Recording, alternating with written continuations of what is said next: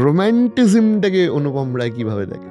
রোম্যান্টিসিজমকে আমি খুব গুরুত্ব দিই এবং মানুষের ভেতর যে রোম্যান্টিক সত্তাটা সেটা বাঁচিয়ে রাখা ভীষণ দরকার।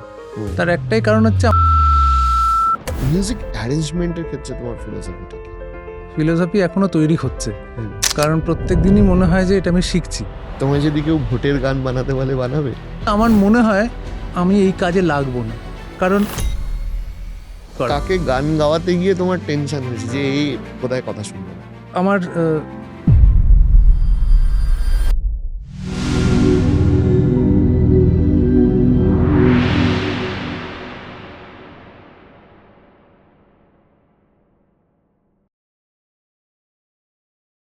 এই যে ভালোবাসার প্রস্তাব, প্রেমের প্রস্তাব, আমি বলছি রোম্যান্টিজমটাকে অনুপম রায় কিভাবে দেখে? রোম্যান্টিসিজমকে আমি খুব গুরুত্ব দিই এবং মানুষের ভেতর যে কি বলবো এই রোম্যান্টিক সত্তাটা সেটা বাঁচিয়ে রাখা ভীষণ দরকার। তার একটাই কারণ হচ্ছে আমাদের সমাজটা এমন, আমাদের বেঁচে থাকাটা এমন এবং দিন দিন আরো কঠিন হয়ে যাচ্ছে যে সবাই চায় যে সেটা মরে যাক এবং একটা মেকানিক্যাল একটা জীবন মানুষ যাপন করুক। কিন্তু ছোট ছোট আনন্দ, ছোট ছোট ভালো লাগা, রোম্যান্টিক ব্যাপার মানে যে সব শুধু যে প্রেম তো সেটা নয়, প্রেম তো প্রকৃতির বুকে দাঁড়িয়েও মানুষ রোম্যান্টিক হতে পারে, একটা মেজাজ আর কি। সেই মেজাজটা যেন মানুষ ধরে রাখতে পারে এবং তার জন্য আমরা যথেষ্ট উপাদান দেওয়ার চেষ্টা করি আর কি, যে আমরা যারা ক্রিয়েটিভ ফিল্ডে আছি, গান হোক, কবিতা হোক, মানুষের মনটা যাতে রোম্যান্টিক হচ্ছে যে একটা বিশেষ মন আর কি, সেই মনটাকে বাঁচিয়ে। হ্যাঁ, মিউজিশিয়ানরা একজন রোম্যান্টিক মনের সব থেকে বড় সঙ্গী। হ্যাঁ, একটা গিটারের মেলোডি বেজে উঠলেই আর কি মনটা বয়স কমে যায়, একটা রোম্যান্টিকতা জেগে ওঠে। প্রশ্ন করবো? হ্যাঁ, কর। তোমায় যদি কেউ ভোটের গান বানাতে বলে বানাবে? Why not? প্রথম প্রশ্ন হচ্ছে যে চেষ্টা করাই যেতে পারে। সমস্যা হচ্ছে যে এটা তো পার্টির হয়ে কাজ করতে হবে তখন আর কি। সেটা একটা মূল সমস্যার জায়গা, যে ভয় লেগে যাবে যে আমার ছাপ পড়ে গেল কিনা কোনো পার্টি।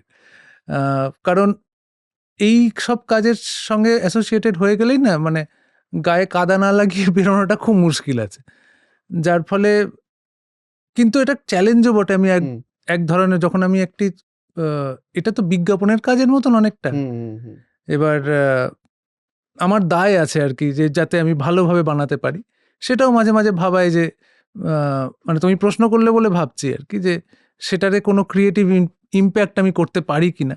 কিন্তু আমার মনে হয় আমি এই কাজে লাগবো না, কারণ আমাদের ভোটটা যেভাবে হয় এবং আমাদের যাদের টার্গেট অডিয়েন্স, যেটাকে বলি আমরা টার্গেট ভোটার, আমার গান বোধহয় সেখানে অবধি পৌঁছাবে না।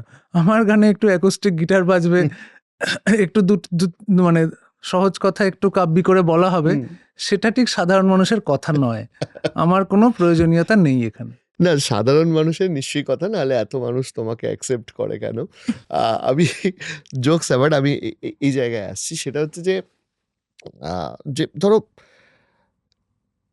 নিজে গান করা, একটা কম্পোজিশন তুমি করলে, তুমি রেকর্ডিং স্টুডিওতে গেলে, করে নিলে, আর গান করানো, এই দুটোর মধ্যে কোনটা তোমার কাছে ইজি লাগে? অবভিয়াসলি নিজে গেয়ে নিজে কম্পোজ করে গেয়ে দেওয়াটা অনেক সহজ। তার কারণ হচ্ছে যে আমি এক্সট্রা লোড লাগে না ওটা, যে আমি পুরোটা করছি? না, আমি তো ওটাই করতে চেয়েছি। এবার আমাকে ভাগ্য বানিয়ে দিয়েছে মিউজিক ডিরেক্টর, যার ফলে হয়েছে যে আমার ছবিতে গান তৈরি করতে হয় এবং অবভিয়াসলি ছবিতে আরো অনেক সঙ্গীত শিল্পীরা কাজ করছেন, তাদের ভয়েস প্রয়োজন হচ্ছে, তাই জন্য তারা ছবিতে কাজ করছে। ওটাই বরঞ্চ আমার এক্সট্রা লোড, যে আবার একজনকে গাওয়ানো, তাকে বলা যে, কারণ আমার মাথায় তো সবকিছুই আছে যে কিভাবে গানটা গাওয়া হবে, কি সেটা তো আরেকটা লোককে কমিউনিকেট করা। কাকে গান গাওয়াতে গিয়ে তোমার টেনশন হয়েছে যে এই বোধহয় কথা শুনবে না? আমার সোনু নিগমের সঙ্গে কাজ করতে গিয়ে মনে হয়েছিল যে সোনু নিগম কথা নাও শুনতে পারেন আর কি। সেটা মনে হয়েছে। আমাকে নচিদাকে নিয়ে অনেক ভয় দেখানো হয়েছিল, যে নচিদা, কিন্তু নচিদার মতন বাধ্য সিঙ্গার খুব কমই আছে আর কি। এবং একটু শুনি। নচিদার সঙ্গে প্রথম দিন থেকেই কাজ করা খুব সহজ, এবং এই যে রিসেন্টলি ধূমকেতুতে গত বছর গাইলো নচিদা, তখন নচিদার গলা বেশ খারাপ এবং সেই অবস্থায় গাইছে, আর আমি বয়সে অনেকটাই ছোট। আমি যখন বলছি যে নচিদা আরেকবার করো আর কি, আমাকে কিন্তু পুরো সম্পূর্ণ সম্মান দিয়ে নচিদা আরেকবার করছে। এবং যেটা শিক্ষণীয় হচ্ছে যে ওইরকম ভাঙা, ওইরকম মানে গলার বিশ্রী অবস্থা থেকে ওইরকম আউটপুট কি করে বার করছে মানুষটা, সেটা কিন্তু শিক্ষণীয়।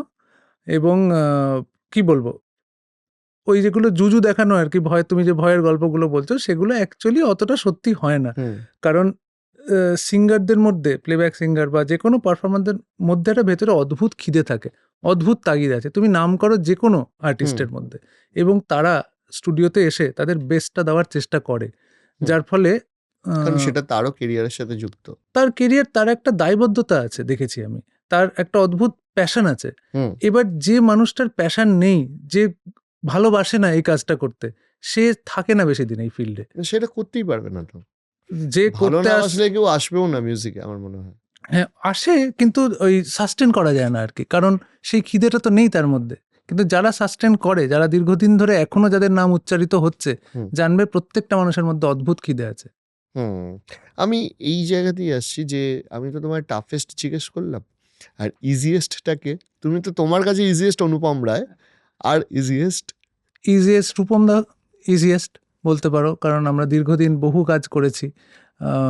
রূপম দার মানে যেভাবে তোমার ফার্স্ট অটোগ্রাফও তো অটোগ্রাফে গিয়েছিল, হ্যাঁ, কিন্তু সেই সময় আমি তো ব্যাঙ্গালোরে থাকতাম, আমি প্লেব্যাকটা করাতে পারিনি। আচ্ছা, আমার হয়তো সেই যোগ্যতাও ছিল না সেই সময়, ফোনে কথা হয়েছিল শুধু।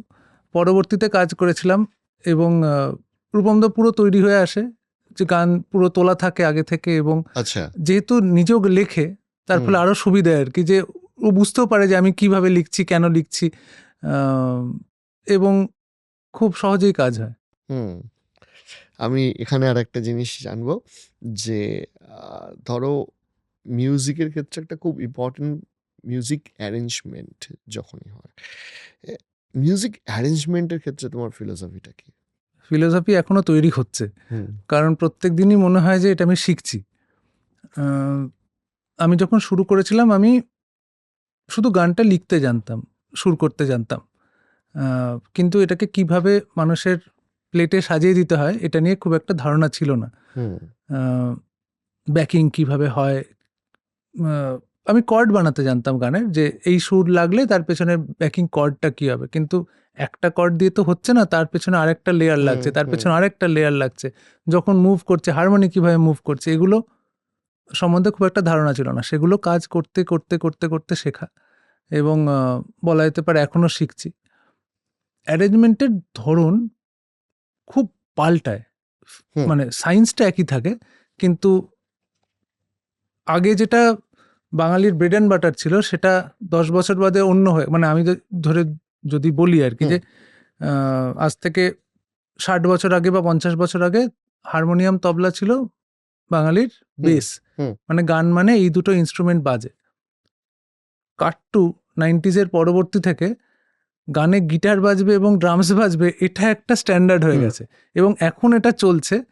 2030 কি হবে আমি জানি না, কিন্তু এটাও দুদিন বাদে পুরনো হতেই পারে যদি আরো মডার্ন কোনো ইনস্ট্রুমেন্ট চলে আসে, কিন্তু গিটার এখনো রাজ করছে, এবং কলেজ স্টুডেন্টদের মধ্যে ক্রেজ বাড়ছে যত দিন যাচ্ছে। তাই কি আমি জানি না, মধ্যখানে তো দেখছিলাম খুব, আগে এত ছেলেমেয়েরা গিটার নিয়ে কলেজ যেত না, এখন সংখ্যাটা বাড়ছে। হ্যাঁ, আমাদের সময় থেকে দেখছি আর কি, যে আমরাই তো, এটা তো গ্লোবালাইজেশনের একটা ফল। এটা একটা সুবিধা, মানে হারমোনিয়াম নিয়ে কলেজ আসাটা একটু টাফ, সেটা টাফ, কিন্তু হারমোনিয়াম নিয়ে বাড়িতে গান প্র্যাকটিস করাটা কিন্তু গায়কদের জন্য একটু বেটার।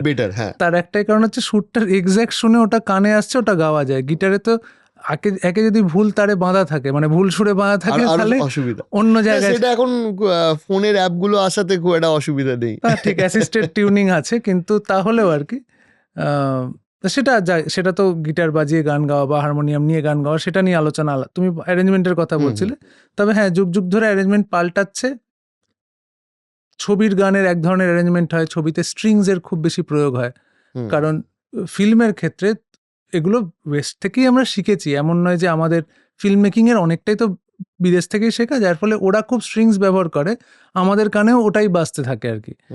এবার যখন নন ফিল্ম গান হয়, যখন ছবির জন্য নয়, তখন কিন্তু স্ট্রিংস বাদ দিয়েও গান তৈরি করা যায় এখানে, মানে অ্যারেঞ্জমেন্টের কথা ভাবা যায়, কিন্তু ফিল্মের ক্ষেত্রে ভীষণ ক্রিটিক্যাল হয়। কারণটা কি যে ফিল্মের ক্ষেত্রে স্ট্রিং এর বেশি ইউজ হয়? এটা মূলত ভিজুয়ালি অ্যাপিলিং লাগে, বুকের ভেতরে একটা অদ্ভুত অনুভূতি হয়, গ্র্যান্ড হয়, ম্যাজেস্টিক হয়, আচ্ছা, লার্জার দেন লাইফ একটা অনুভূতি বা দেয়। এরকম কি ম্যাটার আছে যে ধরো তোমার গানের যে প্রিলিউড বা ইন্টারলিউডের যে পার্টটা আছে, ওই পার্টটা হয়তো ফিল্মের কোনো হুক জায়গাতে বারবার বিজিএম হিসাবে বাজানো হচ্ছে, সেটা একটা আলাদা ব্যাপার, কিন্তু তার সাথে স্ট্রিংস এর কোনো string এর যোগ, কোনো সম্পর্ক নেই। আচ্ছা, স্ট্রিংস এর যোগ থাকে, ওটাই ওই লার্জার দেন লাইফ একটা ফিল দেওয়ার জন্য হুম। খুব স্ট্রিংস এর ব্যবহার হয়।